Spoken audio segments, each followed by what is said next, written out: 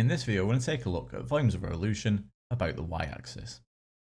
Now, in the last video, we saw how to find volumes of revolution about the x-axis, and for this video, when we're looking at the y-axis, it's almost identical. The only thing that changes is the formula, and it's ever so slight, so there's nothing too much to worry about in this video. So what I've got here to start with is the curve C, and we have this equation, so I'll just note this here just in case you're struggling to see it. So that's y squared over 4, y squared over 4, plus 1. Okay. Now we've also got this region R here, which we can see on our diagram. And that's bounded by the lines y equals 1, y equals 3, the y-axis, and then the curve C here. Okay, and we can see that on our diagram. Now this shaded region, R, is rotated 2 pi radians about the y-axis. What we want to do is just find the volume of the solid generated. So we need the formula for the volume here. Now, the first question really that we begin with here is whether this is going to be pi y squared or pi x squared. Now, remember in the last video, the way we remember this is to take a look at what we're rotating about. So if we're rotating about the y-axis, then this will be pi x squared. So this is the integral of pi x squared. Okay, that would be dy in that case.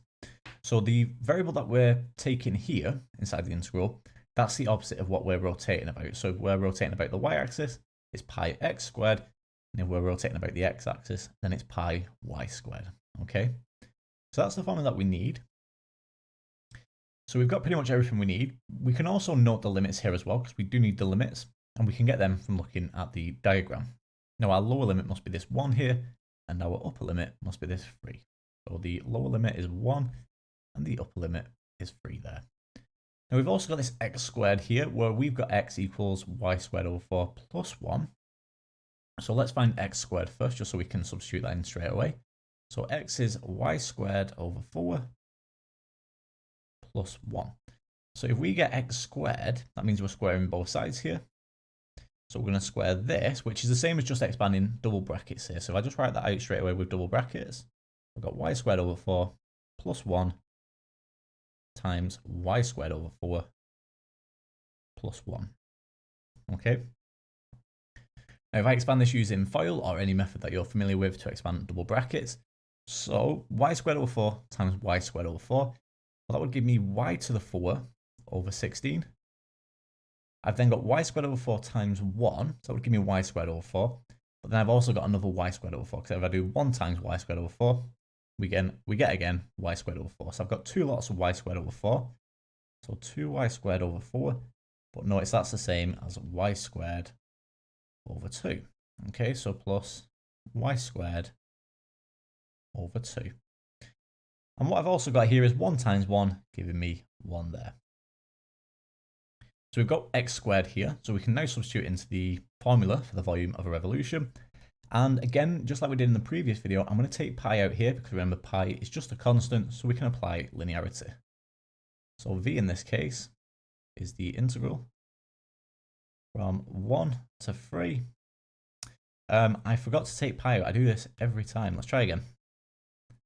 So let's pretend we didn't do that. So v is equal to pi, there we go, times the integral from 1 to 3. Of x squared, but x squared is this expression here. So that's y to the 4 over 16 plus y squared over 2 plus 1. Okay, and this is with respect to y. So what we need to do now is integrate here term by term. This should hopefully be quite nice and straightforward. The numbers aren't going to be particularly nice here, but I promise you everything is correct so far. So v is equal to pi lots. So y to the 4 over 16, if we integrate that with respect to y, we add 1 to the power, divide by the new power. So we're going to get y to the 5. Now we're going to divide by 5 here, because we've already got this denominator of 16. Dividing by 5 is the same as timesing by 1/5. So if we times by 1/5, I'm going to get 16 times 5 as my new denominator. So it would be 80 there. Okay. Now, you don't have to do this by hand. I'm doing it by hand. Obviously, you could just put this into your calculator. I've got y squared over 2. So again, integrating here with respect to y. So I'm going to get y cubed. That would be y cubed. We divide by the new power. So if we divide by 3, that's the same as times in by 1/3. So 2 times 3 gives me 6. And then 1 here, integrating with respect to y, would give me plus y. Okay, so that looks good so far. Don't forget the limits, 1 and 3. So what I need to do now is substitute my limits in here. Remember, we start with the upper limit, and then we subtract the lower limit. So v is equal to pi lots. So again, I'm doing this by hand, but I will use a calculator in a moment because the numbers are quite nasty with this question. So 3 to the power of 5. So that's 243. So we're going to get 243 over here. So we get 243 over 80. Then we've got 3 cubes, that's 27 over 6. So 27 over 6. And then we've got plus y here, so that's plus 3. So that's our upper limit. So let's just put that in separate brackets here, just so that's clear. Now we subtract. So let's see if we've got enough room here. So 1 to the 5 over 80, so that'll just be 1 over 80.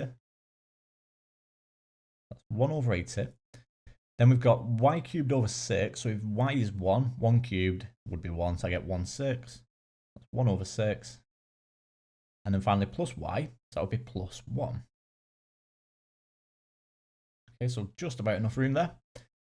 So now we just need to simplify here as we go. So let's evaluate each bracket separately. So what have I got here? So this first bracket, put this into your calculator, and what you get is 843 over 80. 843 over 80. So that's my first bracket here. I don't really need to put it in brackets, but just so it's clear which bracket that is. Then I've got 1 over 80 plus 1 over 6 plus 1. Again, put that into your calculator, and what you get here is 283 over 204. Okay.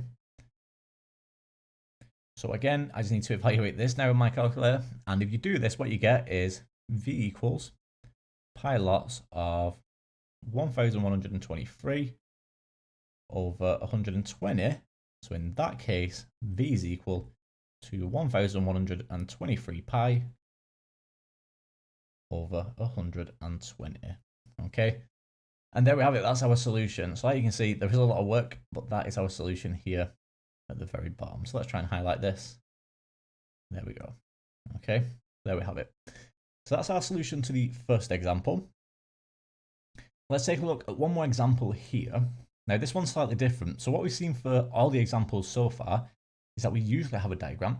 However, we could be asked to do this without a diagram, and we don't really need the diagram. Like we're saying, we only kind of take a look at that for the limits, but we should be able to recognize the limits without the diagram. And this one here, there's a little bit of a trick to it, so we've just got to be slightly careful. So what we're asked to do here is find the exact volume of the solid generated when the curve y equals 3 root x is rotated through 2 pi radians about the y-axis. Now we're told this is between y equals 0 and y equals 2. So this would be our limits in this case. So that's our lower limit, and that's our upper limit. But we've also got to be slightly careful here, so we're rotating about the y-axis. So the formula is v equals, so it's the integral of pi x squared, because we're rotating about the y-axis, so pi x squared, and that would be with respect to y, okay? But if we notice here, we're given this in terms of y. It's y equals 3 root x, whereas with the previous one, like you could see, this was x equals. So you've got to be slightly careful here.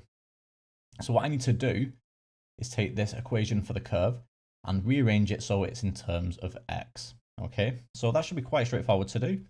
If y is equal to 3 root x, the first thing I can do here is to divide both sides by 3. So we get root x is equal to y over 3. So y over 3. And then if we want x, we just need to square both sides. So therefore x is equal to y squared over 9. Okay, so hopefully nice and straightforward. So that's our x. But we also need x squared. So again, let's just square this one more time. So one more time here to get x squared. So again, we're just going to square this. This would be y squared over 9 all squared. So it would give me y to the 4 over 81. Okay. So we've got everything we need. We also have our limits. Like we said, this would be a lower limit of 0 and an upper limit of 2 there. Okay, so let's substitute everything in. So v is equal to the integral from 0 to 2.